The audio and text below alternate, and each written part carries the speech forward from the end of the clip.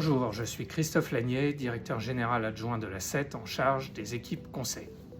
Avec les 400 consultants et experts du groupe SET, nous avons publié la première édition d'Objectif ZAN, un livre blanc pour réarmer l'intervention publique face aux défis du zéro artificialisation net.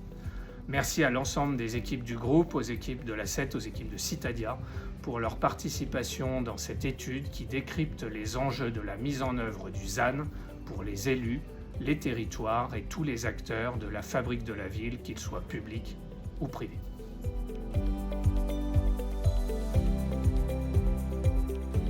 Alors l'un des premiers grands messages de cette première édition de ce livre blanc, c'est qu'il y a une nécessité de renouveler les pratiques foncières sur les territoires.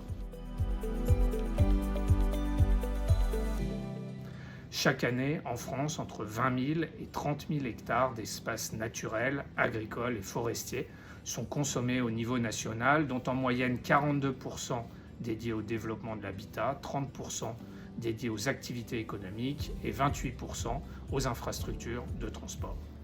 Le renouvellement nécessaire des pratiques foncières doit selon nous passer par deux leviers.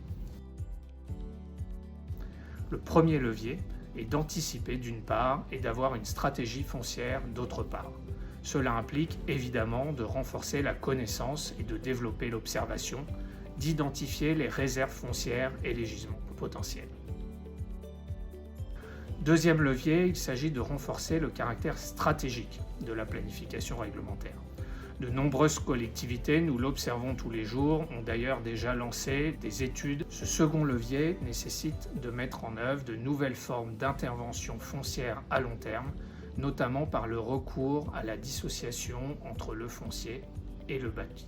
Clairement, sans renouveau de la maîtrise foncière publique, il est difficile d'avoir une capacité de maîtrise et donc d'influence de la production dans le diffus, qu'elle soit en volume, en rythme, en qualité ou en coût.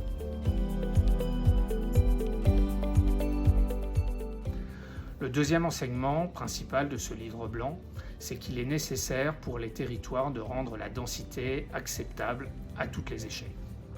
Depuis 1981, l'artificialisation des sols en France a augmenté de 70%, alors que la population n'a augmenté que de 19% sur la même période, entraînant un doublement du taux d'artificialisation de la surface du territoire national.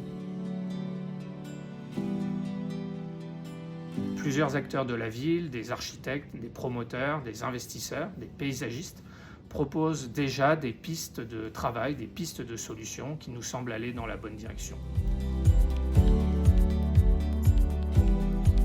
Et pour être tous les jours sur le terrain avec les élus locaux, nous voyons bien que le ZAN constitue un changement profond de pratique, un changement de logiciel intellectuel dans la façon de développer et d'aménager nos territoires, que ce soit pour les élus, les techniciens, les acteurs privés de l'aménagement et de l'immobilier et l'ensemble des acteurs publics. Pour aller plus loin sur ce sujet, je vous invite à retrouver l'ensemble des résultats de cette première édition d'Objectif ZAN sur les différents sites internet de la SET. Je vous souhaite une excellente lecture et à très bientôt.